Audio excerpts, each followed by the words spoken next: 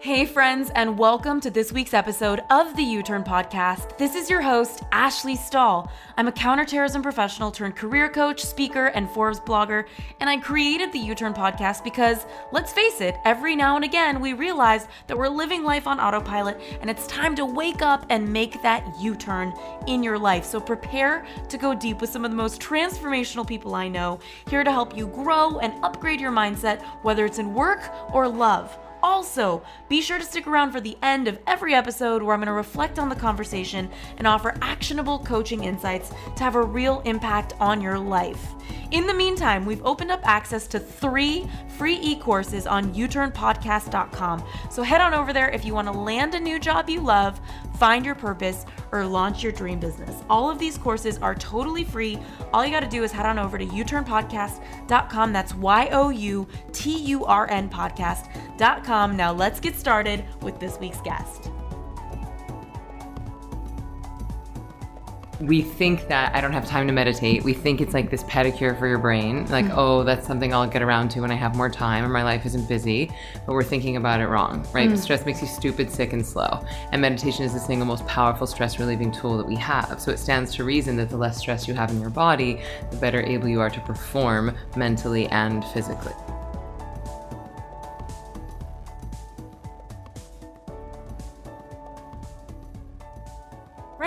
It's Ashley here, and I am with Emily Fletcher, an all-around amazing human being and also the founder of Ziva Meditation. I've just been going through her course on meditation, both online and in person, and it has been incredibly impactful for me on my focus and my energy. And so I'm so excited to bring her to you here now. And her new book is coming out. It's called Stress Less, Accomplish More. And I'm so excited to ask her some questions about that because meditation can totally change your life if you are ready to upgrade your energy. Emily, hi. Hi, friend. Thanks for being here. I got to tell everyone that we're actually in person and you're dressed like a kitty right now. I know. And it's Halloween. It's Halloween. Wow. I know. I did my makeup like a little toddler playing with makeup on my face. So obviously, I want to talk to you about how meditation can improve your performance. And I think a lot of people right now, and I was one of them, didn't fully believe, like I was interested in it, but I didn't fully believe that it would really make a difference for me. So I'm curious, why would somebody start meditating? What is the science behind it really? Well, I'm curious to know why you thought it wouldn't work for you. I don't know. It just kind of felt like, okay, sitting there in silence is really going to help my brainwaves that much. Do you know what I mean? Yeah. I don't know. Or I just thought people who meditate are just like... Have nothing better to do? Yeah, or they're just straight chilling. You know, like it's chill time. And I'm like, oh, I'll go to a coffee shop and watch people walk around and call it meditation. Yeah, or I'll go walk in the woods and call that meditation. Exactly. Yeah. I just like didn't totally get it until you really showed me in the course, like how it's done. So...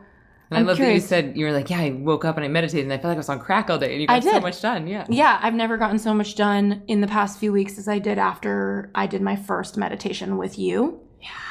I love that. So I want this for everybody, but I think it's hard to understand and believe in. Mm-hmm. So what is the science? What is happening to our brain? And what is available for somebody who starts meditating? Okay, so the reason why meditation actually is the secret productivity tool is that stress makes you stupid. Okay. Like really, truly, stress makes you stupid. We think that I don't have time to meditate. We think it's like this pedicure for your brain. Like, oh, that's something I'll get around to when I have more time or my life isn't busy. But we're thinking about it wrong, right? Stress makes you stupid, sick, and slow. And meditation is the single most powerful stress relieving tool that we have. So it stands to reason that the less stress you have in your body, the better able you are to perform mentally and physically. And so what's happening in the style of meditation that I teach is that we're giving the body rest that's 5 times deeper than sleep. And when you do that, the body knows how to heal itself. And one of the things that it heals itself from is stress. And the cool thing is that it's different. What I teach is different from mindfulness. So where this gets a little tricky is that most of the meditation apps out there and most of the YouTube videos and the drop-in studios are teaching what I would call mindfulness, which is beautiful. It's the art of bringing your awareness into the present moment. And mindfulness is very good at dealing with your stress in the now. But the meditation that I teach at Ziva is actually getting rid of your stress from the past. And we do that by inducing very deep healing rest. So it's healing things on a cellular level, on a pre-verbal level. And so once we start to eradicate that lifetime of accumulated stress, you have a lot more mental and physical energy for the task at hand. So your to-do list used to take you 5 hours starts to take you 3. Your sleep that used to need 9 hours, you woke up exhausted, starts to take you 6. And so this is why the world's top performers are all meditating. Like, they're not doing it because they have copious amounts of extra time. They're doing it because they need to perform at the top of their game. And I think a lot of people listening right now are thinking, well, there's a lot of different ways to work with my stress, right? Like, I can take a jog and get skinnier. Like, the ladies of LA probably think that. Like, I was one of them. Yeah. And there's so many different ways to think about this. So why meditation versus exercise or eating better? Like, there's so many different ways to approach your health. Why is this the way? Well, I think it's a way. I think about wellness as a train. And some people get on through the exercise door, some people get on through the food door, and some people get on through the meditation door. But usually once you get on the train, you're going to discover the other practices as well. I've just found that if you start with meditation, because you're actually eradicating the baseline level of stress in your nervous system, it's much easier to make other healthy choices. Like my saying is, if you wake up and start your day with meditation, you're a lot less likely to finish your day doing blow off of a hooker at a strip club. Not impossible, but less likely. Are you sure? That's really quite an addiction for me, like blowing hookers at strip clubs. Usually I'm just talking them off a ledge. I'm like, listen. Are you here for your expression, or are you here because you're not happy about it? So I think a lot of people listening right now, and I probably would have been one of them, are thinking about meditation and they're like, I'm too busy for this. So what do you do if you're looking at your calendar? Because you suggest meditating not once but twice a day, 20 minutes each, which can feel like an eternity for somebody. Yes. For me, I'm starting to get so much out of it and see why I want to carve that time out no matter what. But for somebody listening, that's intimidating slice of time in the day. Yes. So here's the thing. If you don't have a practice that was designed for you, and if you don't have any training in meditation, I recommend that you meditate for 0 minutes a day. Because if you don't know what you're doing, then you are wasting your time. And nobody has time to waste. It's our most valuable resource. But if you have a technique that is designed for you, and if you have a practice where the return on investment is exponential, which you're already seeing that for 20-minute time investment, you become 8 times more productive that day. So if the return on investment is worth it, then this argument of I don't have time to meditate becomes irrelevant very, very quickly. Also, if we go back to the idea that stress makes you stupid, sick, and slow, then the more we get rid of it, the faster we are. But again, I think that it's the thing is, meditation is a skill like any other, and it does take some time investment on the front end to learn how to do it. But then once you have the practice, you actually look forward to the time, and then you have this hit of energy and creativity and productivity on the other side. So you actually look forward to it versus it being something that's taking you away from your productivity. It's something that's fueling your productivity. And I'm seeing it like I kind of feel like a crackhead almost, because I'm like on my calls today for clients in my private practice, and I was like, hello, tell me about your business. Let's get this jamming. Like, I was like, why do I have so much energy? Like, it's Emily's fault at the meditation day. And I also want to ask, like, why does stress make you stupid? Because I personally have felt that, but I don't really get like why. Like, what is happening in our bodies when we're stressed, and how does that tie to illnesses and other things that affect our well-being? Yeah, so if we want to understand why stress affects the human body in the way that it does, we have to cut back in time 10,000 years. Say we're hunting and gathering in the woods, and a saber-toothed tiger jumps out with the intent to kill. First thing that will happen is your digestion will flood with acid to shut down digestion, because you can't afford to waste any energy digesting food, because you need that to flee the predator. That same acid will seep onto your skin, so you don't taste very good if that tiger bites you. Your blood will start to thicken and coagulate, so if you do get bitten into, you don't bleed to death. Your bladder and bowels evacuate so that you can be light on your feet. Your immune system goes to the back burner, because who cares if you're going to get cancer if you're about to be killed by a tiger? And then finally, your adrenaline levels and cortisol levels increase. Now, the tricky thing there is that they are acidic in nature, and they create inflammation, which is the basis of all disease. So this series of chemical reactions is actually very good for you if your demands are predatory attacks. But if your demands are breakups, in-laws, traffic, job interviews, then this fight or flight stress reaction has become maladaptive, and it's now disallowing us from performing at the top of our game.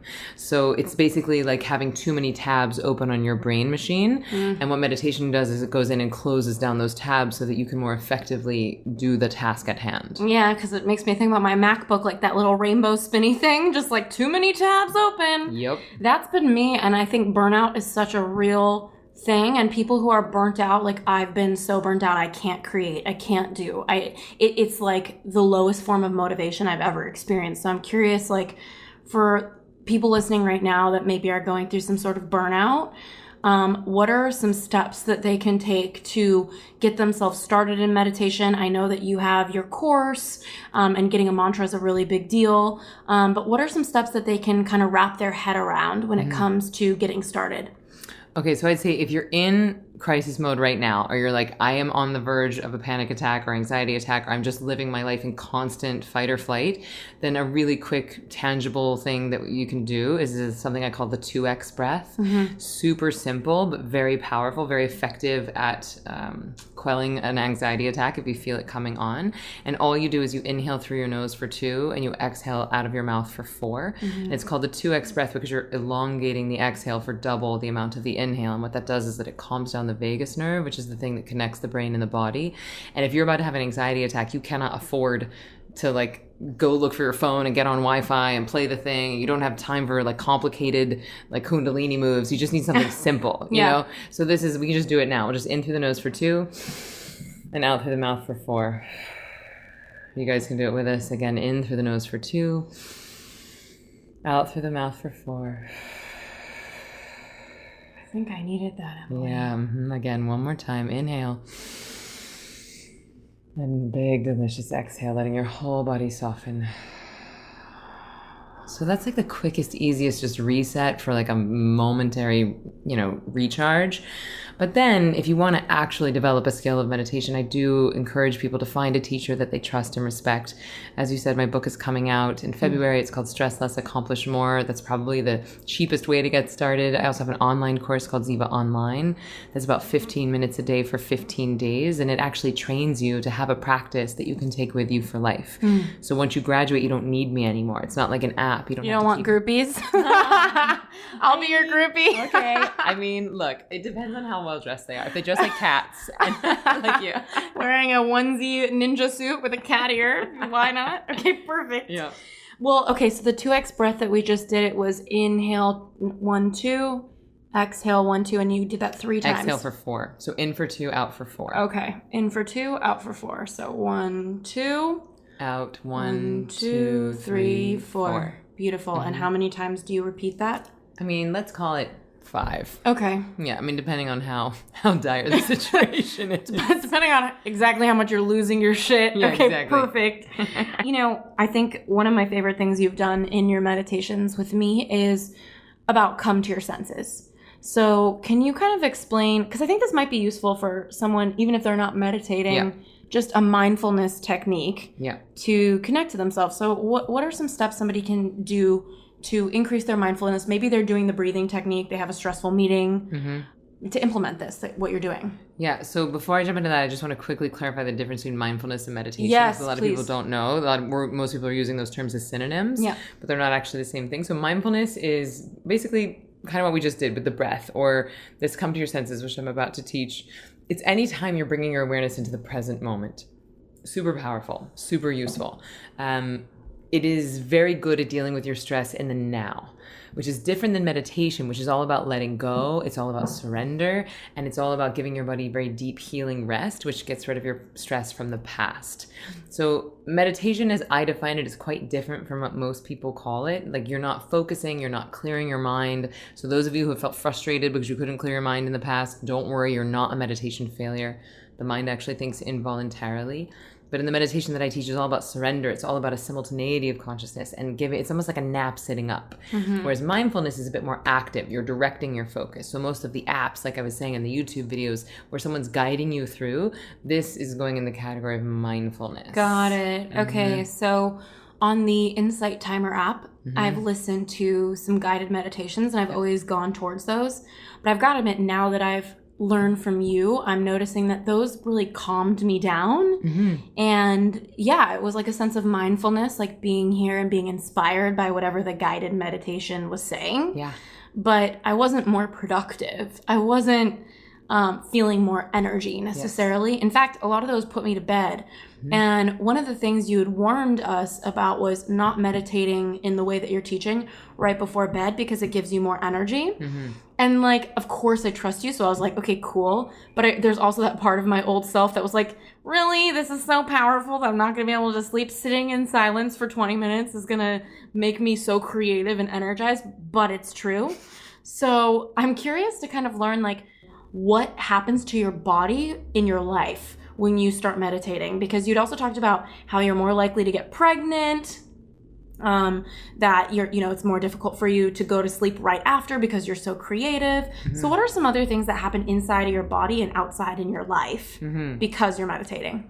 So within 30 to 45 seconds of starting the meditation portion of the Ziva technique, which P.S. what we teach at Ziva is mindfulness, meditation, and manifesting. Mm-hmm. So it's all three. But in the meditation specifically, like you said, we are using a mantra and it goes in and de-excites the nervous system. So that means that your metabolic rate decreases. Don't worry, that does not mean you're going to gain weight. That's the rate with which your body consumes oxygen. Mm-hmm. Your heart rate slows and your body temperature cools.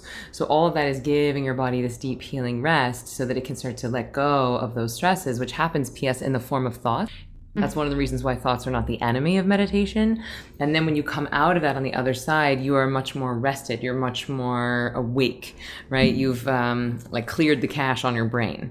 And over time, if we go back to that fight or flight thing, your body becomes less acidic over time. And so the less adrenaline and cortisol you have, the more dopamine and serotonin you have, which P.S. dopamine and serotonin are bliss chemicals and they are alkaline in nature. So they will reverse your body age. Some studies are saying, they were saying 8 years. Now some new studies are saying 15 years. The meditation can reverse your body age by 15 years. That's so crazy. It's nuts. But actually the woman who won I think she won the Pulitzer, but I might be wrong about that award. Okay. She won a big award. You're allowed to be wrong on the U-Turn podcast. Okay, great. But I do know she wrote the book, The Telomere Effect. It was 2 women. One of them was named Alice.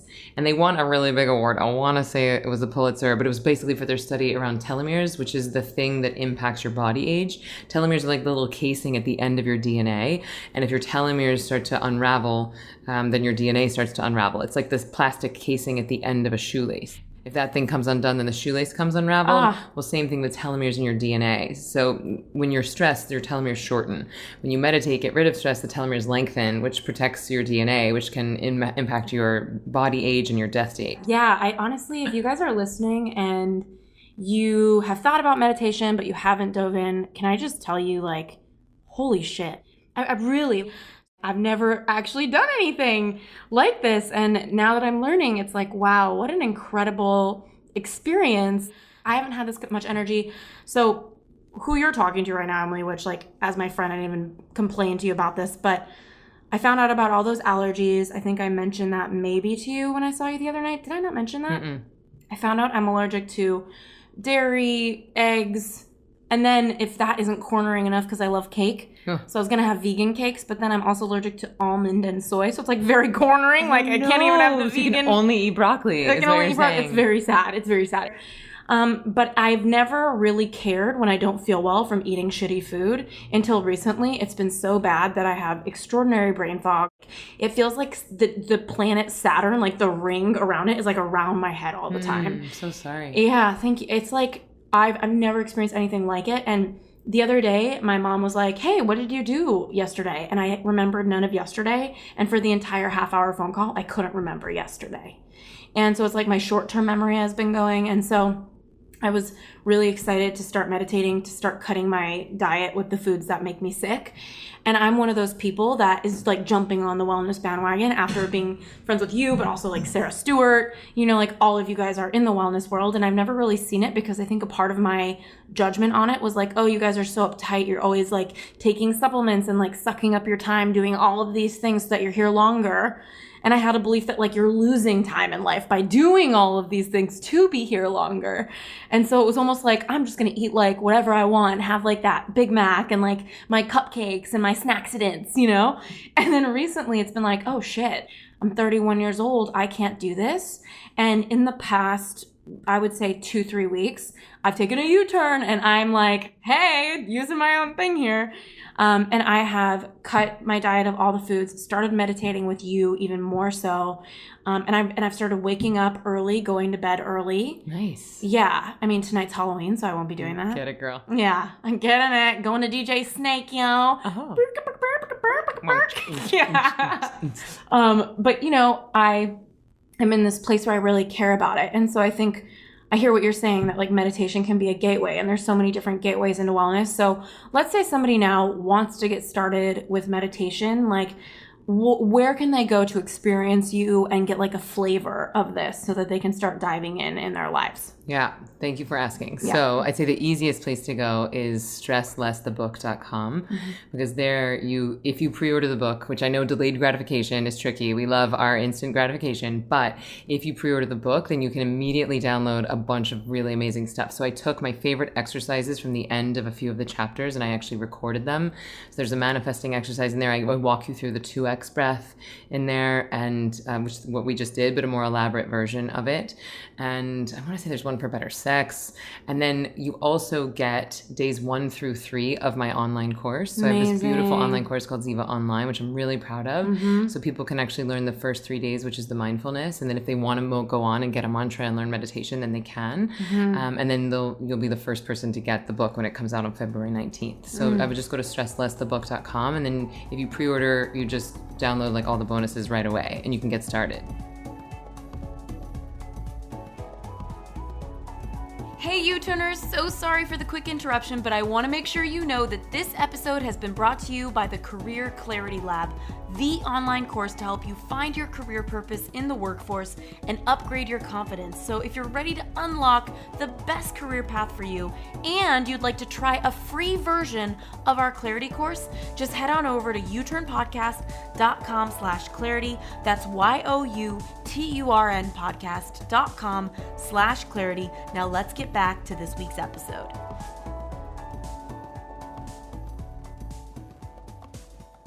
What other than meditation is like a sacred ritual or wellness habit that you have that everybody listening could be like, okay, meditation feels like a deep dive. They're going to go to stresslessthebook.com, get your book, get the course, but maybe they're like I used to be, where I was like teetering on it and I wasn't suffering enough or in enough pain yet to be like, wow, I'm going to make a change here because this really isn't working for me. So what other habits do you have that you really recommend? I mean, the simplest, easiest, cheapest one is hot water. Like drinking a cup of hot water before your meals, or if you go to a restaurant, you're really hungry, have a cup of hot water before you even order. Because what happens there is it becomes a natural analgesic. So it brings the heat into your belly, and so it brings blood to your belly instead of out of your brains. If you're like, I'm overthinking it, or I'm stressing about what I'm going to eat, or I don't know. It's just you drink that hot water, it warms you, it grounds you, it cuts the acid in your stomach so you don't have that fight or flight hunger thing. So you're not eating out of like fear or panic or stress. And then it also allows you to make more intuitive food choices, and your body actually absorbs that water more effectively. And it's also like, you wash dishes with hot water because it cuts the grease. And so it just cleans out your insides. Oh, that's interesting. It's so cheap and easy. And what is your thought on CBD? Because I feel like meditation, it's all about like releasing. And I feel like I don't know enough about CBD. Are you talking about like cannabis oil? Yeah. Oh, because I feel like it's something that affects your presence. I'm guessing. So I'm so curious, like, do you have any 2 cents on that? Or like, do you use it? Are you interested in it? Is it something you wouldn't recommend for a meditator? I mean, I certainly wouldn't do it while you're meditating. Like, you don't want to alter your state Let's of get consciousness. lit. Let's close our eyes and douse ourselves in that CBD. You don't want to alter your state of consciousness from an already altered state. But I think if you're dealing with pain, and you wanted to use it topically, or, I think there's probably a lot of really great uses for it. I'm certainly not an expert in it. Yeah. But, I mean, I think it's all tools, you know? And so if a tool is relevant and you're down with the cons, because like, don't be fooled that any drug doesn't have a downside. Right. Like everything, there's a cost to everything. Well, that's even what I was meditation. curious. The meditation cost is your time, and that's expensive. But what I've found is that the return on investment is worth it. Where I think we get into trouble is we think, oh, well, I'll just take all these pills and pretend like there's not a downside to it. Or I'll just caffeinate all day and drink all night and pretend like that's not affecting me. Because it is. It's like, if you want to go drink, have fun, but honor the cost. And is there anything, so you do have an opinion on it, you know what I mean? Like, you don't seem like you're like, CBD is an incredible healer. Like, yes, put it on your body. But I have a lot of friends who are using the oils that they put in their mouth. And this is, I don't know, because I think I had a sister who did drugs. I've always been like really sensitive about them because it's kind of like PTSD. Like nothing will make you not do drugs quite like pulling somebody in and out of a rehab. And so I know CBD and even marijuana, that socially people relate to it in a way that feels like the more friendly substance that you can use to heal, and that there are scientific, there's research behind the healing of it. I guess I just think with the presence that you can form through meditation, I'm so curious if like you would see CBD as removing you from that in any way, or if you just maybe don't have an opinion on it. Well, I think what we want to move towards as a species is self-sufficiency. I think what we want to do is start to wake up our own internal pharmacy. We want to have our own internal coffee, our own internal sleeping pills, our own internal CBD and mushrooms and acid. I did acid one time, and the thing that came through the whole time was Vipassana, Vipassana, Vipassana. And for those who haven't heard that word before, Vipassana is like a 10-day silent meditation retreat. And so like that so it was like getting you back to your main area anyway. But all roads lead to meditation. Exactly. I'm like a one trick pony. But I knew that it was super fun. I liked doing acid, but it was, what I realized when I was on it was, I know I can get here through sobriety. Like, I know I can get to the state of consciousness without drugs. Yeah. And so I went and did my first Vipassana retreat. And it's like this very expansive thing. And you can do it with your own body. And the thing about drugs is that the brain must make some sort of an organic compound that is similar to the drug. Otherwise, the synthetic version wouldn't have any effect on us. And so anything that we're taking, coffee, sugar, cigarettes, pot, acid, it's all a facsimile of something that we already produce internally. And what I've found is that the more you become self-sufficient for this whole, chemistry set, the more fun it is. And then the more you become a connoisseur of sobriety. Connoisseur of sobriety, people. That is really amazing, Emily. Do you know, I remember in my master's in spiritual psychology, somebody asked, like, why are you opposed to drugs or drinking? Because I know that, especially you and I, we're in a crowd of spiritual entrepreneurs, and a lot of them want to experience heightened creativity. We kind of get into the biohacking of like more health and more youth and more creativity and more productivity and more creation. And as a result, a lot of entrepreneurs, I think in our circle, especially when I went to Burning Man, turned to drugs like shrooms, which are seen as an intellectual drug, right? Like when I think of somebody trying shrooms, I think of like the intellectual who wants to get more creative. And I don't necessarily see them doing like crack. Like, I don't know why. Something about the word crack, like it just needs a rebrand, you know? It's real plosive. Yeah, like of all the drugs, like shrooms sound kind of fun and shroomy, but crack just sounds like shit, Like you gotta work it out. And so I'm curious, like what other tools than meditation? Maybe it's foods, you have your hot water, exercise. Like, what do you do to come to your senses? And can you share what the come to your senses exercise looks like? Yeah, because totally. I know I grabbed that from you earlier and we went on a tangent. Who knew we would do that? Shacker. Yeah. I like yoga. I definitely do yoga. I'll do about 10-15 minutes of yoga in the morning, usually before I meditate. And I actually do like a mushroom tea, like the the Four Sigmatic, like reishi or what is it, the cordyceps, the lion's mane. I take that and I actually feel smarter. And if I'm being honest, like I like mushrooms recreationally. Like I'll probably do them like once or twice a year, and I think it's really fun. And to me, the pros do outweigh the cons. Like I don't feel a big downside from it. That's interesting. And it feels fun for me without much of a cost. Great. But that could change. I don't feel any like dependence on it or need for it. It feels enhancing to me. Well, I feel like everybody's body mixes with these things differently. So I think part of the issue is for some people it might be really great. And then I have a friend who took too many shrooms and she was dancing off of a cliffside and almost fell. Wow. So it's like, I guess it just depends on how your body holds it and how you respond to it. Yeah, and where you are that day. Like I was at a dinner last night and someone was trying to introduce me to this person and she was, I think, simultaneously tired and drunk and on pills. We had to send her home, and Oh my God. it just made me really sad. But I often don't roll in those circles. Like, I just don't roll with people that You don't like, roll just, with people on painkillers, just like, trying to have a few super drinks. effed up. Yeah. And so it's just like fascinating to see someone in such a muted state of consciousness, because I'm normally around people that are trying to become so awake and so clear. And it was a good, experiment, or I don't know what it was. It was just a wake up call that, like, you know what, there's a lot of people on this planet that are in pain and they're trying to mask it. And I would love for people to find sustainable ways to handle their pain. So speaking of, let's do this come to your senses exercise, because I went to a neuroscience conference recently. And they revealed this study that said that mindfulness meditation is double the effectiveness of morphine with dealing with pain. So morphine can drop your pain receptivity by 22%. Mindfulness can drop it by 44%. And if you don't, and you can fact check me on that. That's in Time magazine. So like 3 weeks after the conference, they published it and dumbed it down in Time magazine, because I was at the conference. I was Dumbed it down for the Time readers? Well, because I was like, when I was at the conference, I was like, am I just too dumb to understand what they're saying? Because I'm not a neuroscientist. Something tells me it's 44% impact. Yeah. But it was just like, I was like, there's no way. It seemed too good to be true. So I was assuming that I was not smart enough to understand these findings, because I was not a neuroscientist in a conference full of neuroscientists. Yeah. But then when I'm saying dumbed it down, it's they just made it like palatable to the lay reader who's not a neuroscientist. It's not actually a dumb article. But anyway, point of the story is that when you practice mindfulness, you're closing the feedback loop between your brain and body. So you allow your brain the opportunity to hear what your body is trying to communicate. And if you listen, then the body doesn't have to start screaming at you. Versus if you try to dampen it and just ignore it, then the body starts screaming. And if you don't listen, it starts wrecking the house. So anyway, really quick, come to your senses is you just sit down. And if you want to do this along with us, you just close your eyes, ideally with your back supported and your head free. And you take a moment to hear all the sounds that you can detect right now. So my voice, the music playing in the background outside on our LA streets. And we're not judging the sounds as good or bad. And then we feel what we're feeling. So feeling your bum in the chair, the warmth or the coolness on your skin. And we see what we're seeing. The prevalence of the blackness.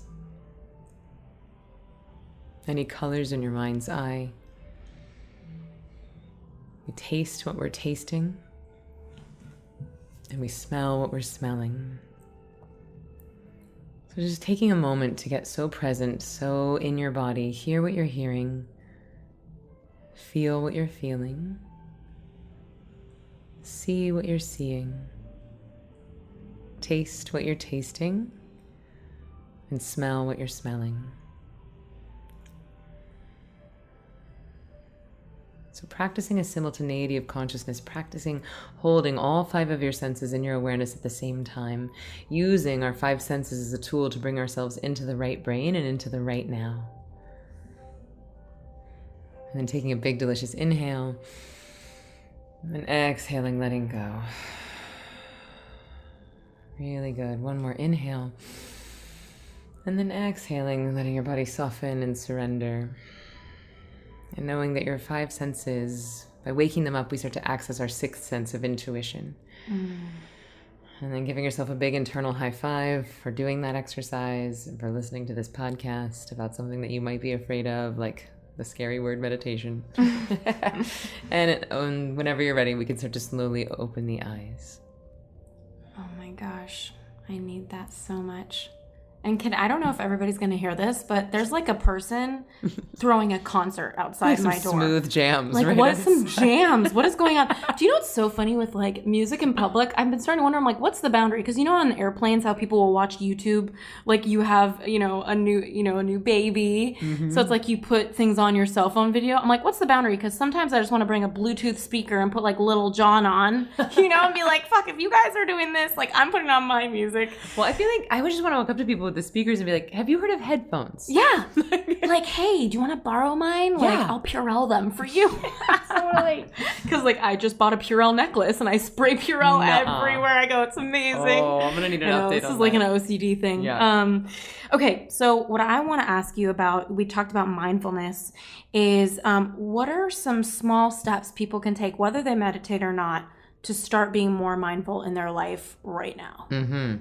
So mindfulness is the art of bringing your awareness into the present moment. Mm-hmm. So when you start to feel yourself reviewing the past or rehearsing the future, which is what most of us do all day, every day, stop, take a breath, feel your feet on the ground, and really, I would say practice this 2x breath. Just in for 2, out for 4, feeling your feet on the ground. And you could even just say, I'm back. Like in your head, be like, I'm back. I went away for a minute, but I'm back. Mm-hmm. You're reading a book, you start, traveling away, I'm back. You're having a conversation with someone and you forgot what they said for the last 4 minutes, I'm back. The art of bringing your awareness into the present moment. Tasting your food, looking at what's going on around you. So that come to your senses thing that we just did, we did it with our eyes closed. But you can actually do that with your eyes open as well. Looking for what's the most beautiful thing I can see. What's the most beautiful thing I can hear? How am I feeling? And not judging those things as good or bad, but just noticing and accepting what's happening. Because that word acceptance makes people feel like they're giving up or surrendering, but it's actually, if you want to change something, the first thing you have to do is accept it as it is. So good. Okay, I could talk to you forever, but I'm just going to go meditate and find my own answers, woman. That's right. What you we see created is a in monster. You. The apprentice became the master. I look forward to learning from you, Sensei. Yeah, Jesus, take the wheel. Like, that feels really scary. What parting words do you have for everybody listening? Mm-hmm. Because I think all of us want to improve our performance, achieve more, and feel better. And I've been getting that from meditation. So what do you have to share for everybody? Just that we meditate to get good at life, not to get good at meditation. So if you think I'm not a meditation type, or I'm too busy, or I've tried and I can't clear my mind, like just know that those are all just excuses and it's time to throw them out the window, because you deserve the most amazing version of you. You deserve to perform at the top of your mental and physical game, and there are tools out there that can help you do that really, really quickly. So if these are available to you, why would you not use them? Okay, so remind us all where we can find you. Yeah, so the easiest place is stresslessthebook.com. You can pre-order the book and you get these amazing cachet of bonuses. And then I'm also all over social media and just at Ziva Meditation. So Z-I-V as in Victor A, which is a Sanskrit word that means bliss. Ziva Meditation. Amazing. Mm-hmm. Thank you so much for being here. My pleasure. Yeah. All right, take care, everybody, and make sure to stay tuned for the post-conversation with me.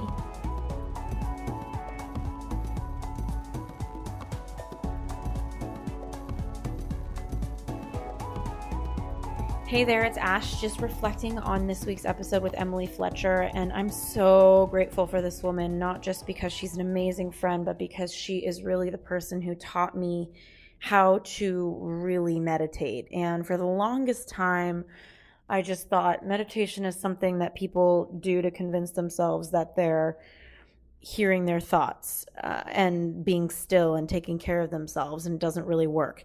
It wasn't until she showed me it that I started to understand. And I noticed during the episode me wanting to ask her to teach you how to meditate and her resistance to that. And the reason she's resistant to that is because she believes one of the key ingredients to meditation is your mantra. She gave me a mantra to use, and for the longest time, I thought a mantra meant a word in a different language that you say to yourself quietly, or even you say out loud, or maybe you even write it on Post-it notes. But what she taught me is that a mantra is a word or a sound, and it doesn't have to have any meaning. So my mantra that she assigned me doesn't have any meaning at all. It doesn't mean anything in any sort of translation, but it's a sound that I say to myself when I'm steeping in my meditation. And there's something about the way that that sound vibrates that it actually elicits thought.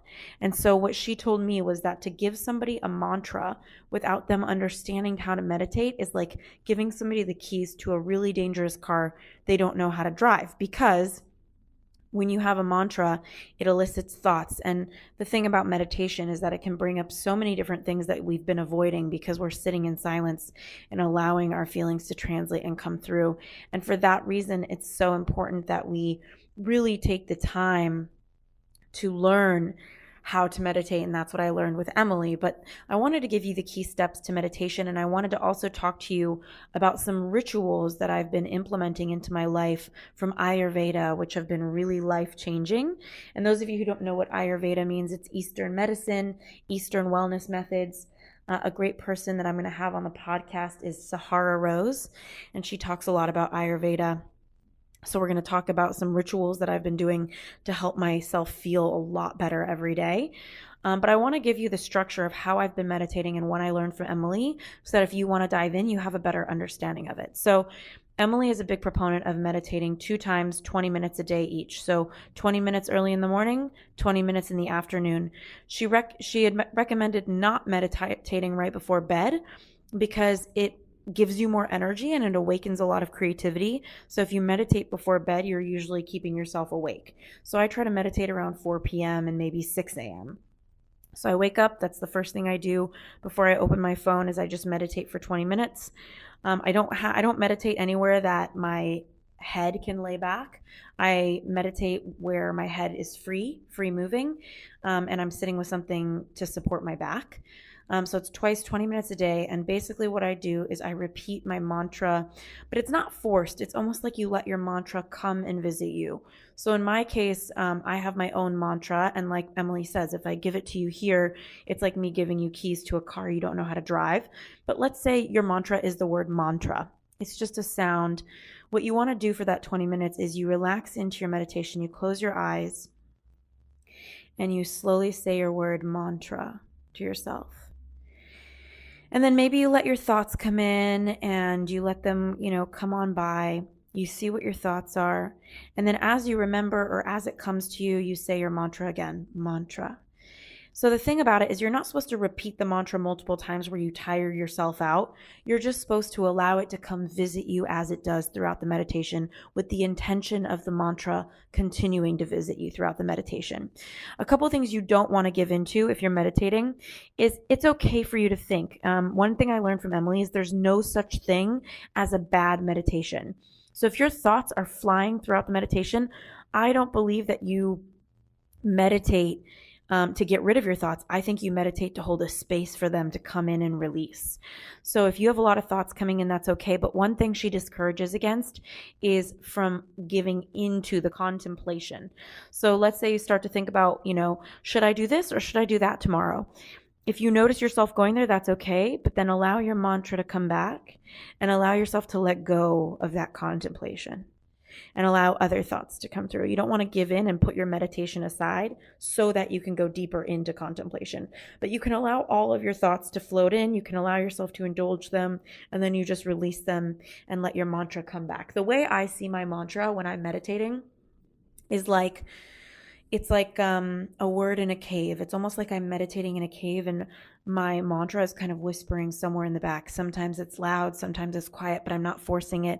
Maybe I'll give away into thought for a few minutes and my mantra will come back to me.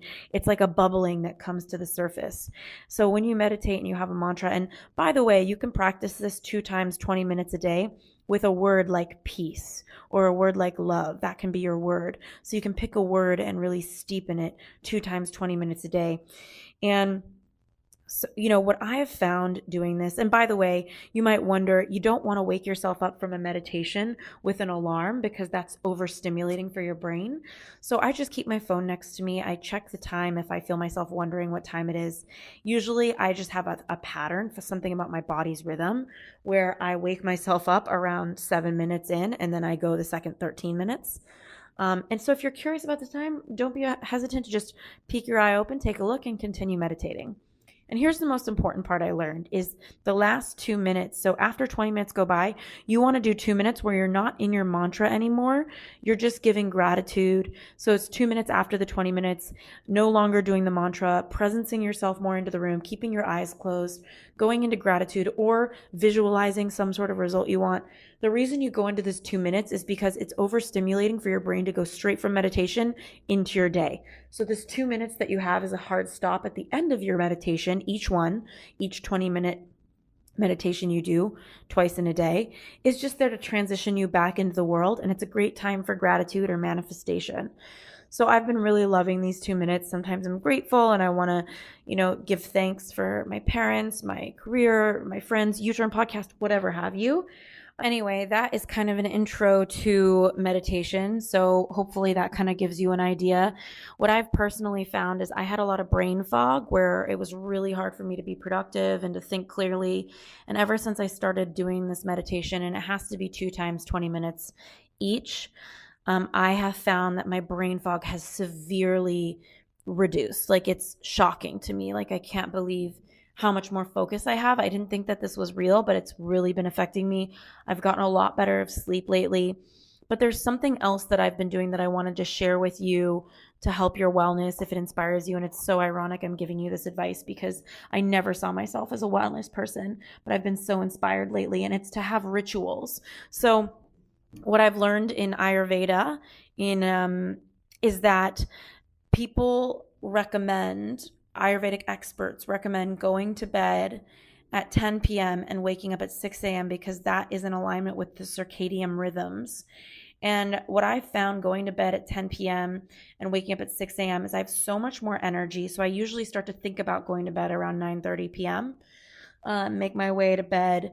And I am so much happier to wake up at 6 a.m. I've never been an early morning person, but the combination of going to bed early, waking up early, and becoming a meditator has been such a game changer for me. And if you're called to do it, I can't recommend it enough. And if you don't have somebody that can teach you or give you a mantra, if you just set up those 2 times 20 minutes a day and you pick a word like love or peace or whatever inspires you, and just kind of do what I've talked about here, it can get you started. And that way, if you want to invest in properly learning, you can join Emily's Ziva meditation course, or you can read about it. But I've just found it to be so powerful for me.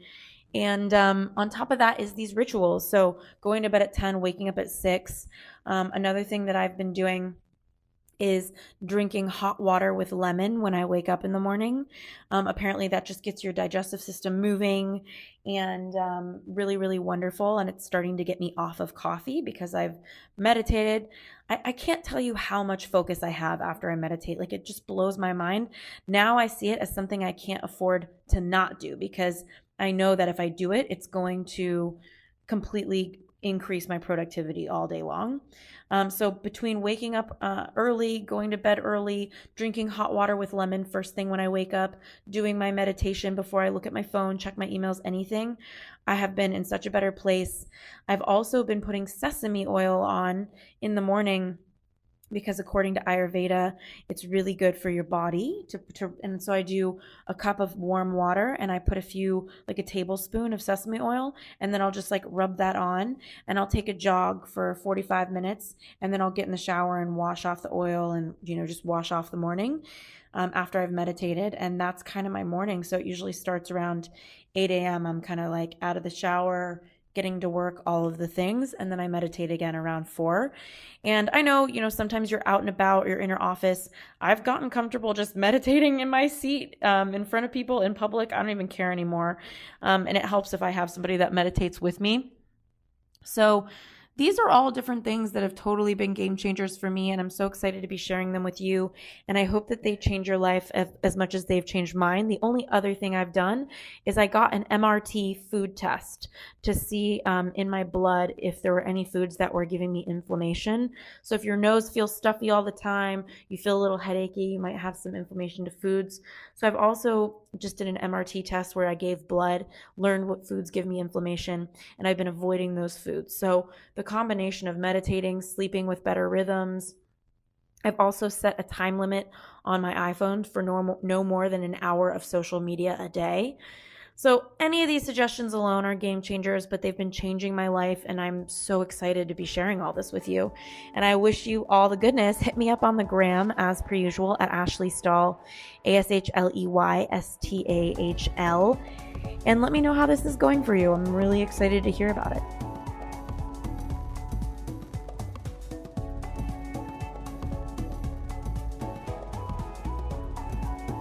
Thanks again for tuning into this week's episode of the U-Turn Podcast. We keep really detailed show notes at uturnpodcast.com. So if our guest mentioned a book or a resource that you're interested in, you'll be able to find that there. In the meantime, if you were inspired by this episode, if it made an impact in your life, we would be so grateful if you subscribed and posted a review for us on iTunes. Rumor has it on the street, the more reviews we get, the more subscribes we get, the more we can grow and get our impact out there in the world. In the meantime, I'd love to hear from you at Ashley Stahl on Instagram. I'm so grateful for connecting, and I look forward to next week's episode.